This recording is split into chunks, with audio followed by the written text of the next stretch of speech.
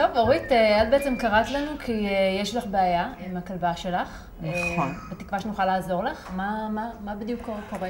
כנראה שאם מאי הייתה הבת שלי, אז היא הייתה סובלת ממה שמוגדר הפרעת אכילה. מאי שוקלת 6 קילו יותר ממה שהיא צריכה לשקול, שזה המון. איך זה קרה בעצם שהיא כל כך...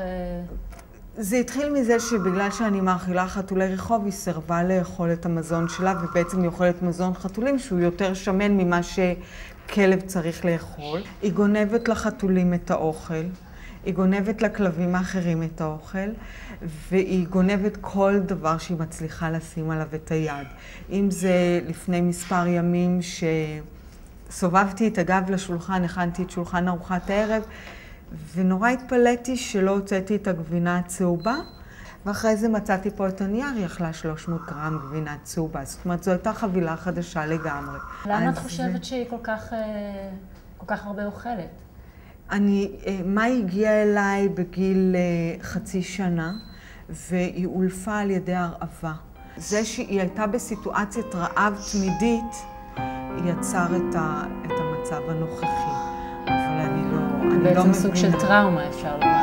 כן. את בעיית הגנבות אני לא יודעת איך לפתור, ואני מקווה שנמצא לזה איזשהו פתרון. אבל הגנבות יותר קשורות לעניין ההפרעת אכילה. היא לא גונבת צ'קים וכאלה, וצריך לטפל לה. אולי צריך להכניס לה יותר משמעת של תזונה ולהרזות אותה ככה. אני מאוד מקווה שאפשר יהיה לעזור לה. אני גם מקווה, ואנחנו נשתדל לעשות כל מה שאנחנו יכולים כדי לעזור לה לחזור למשקל נורמלי. המטרה שלנו בעצם היא להפוך את מאי, הכלבה שלך, ממצב כזה למצב כזה. ממש רפאלי זהרי. יש לי פה 2 קעריות, חסה מאוד בריא, ונראה מה מאי תעדיף. אני מניחה שאת השוקולד. כן.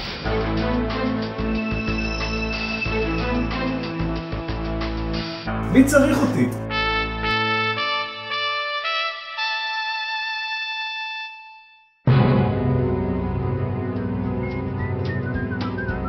הבאנו להכניס כמה דברים מעניינים ומתנות. אני רואה שיש בית של חובבי חיות, אז על הקיר תוכלו לתלות לכם לוח שנה של רויאל קנין. צד אחד שלו הוא חתולים, ואם הופכים את הדף, אנחנו נראה פה כלב. כן, נכון, פתחתי את זה בדיוק על החודש הנכון. כן, על החודש הנכון. אנחנו מקווים, אנחנו מאוד מקווים. קצת יותר. ובנוסף לזה, הבאנו לה כאן, במקרה שתלכו לים, מגבת חוף גדולה, של רויאל קנין, תראו מגבת חוף פנטסטית, גור. נביא לכם מגבת חוף יפה. תוכלו ליהנות. כן, בכיף, כיף גדול.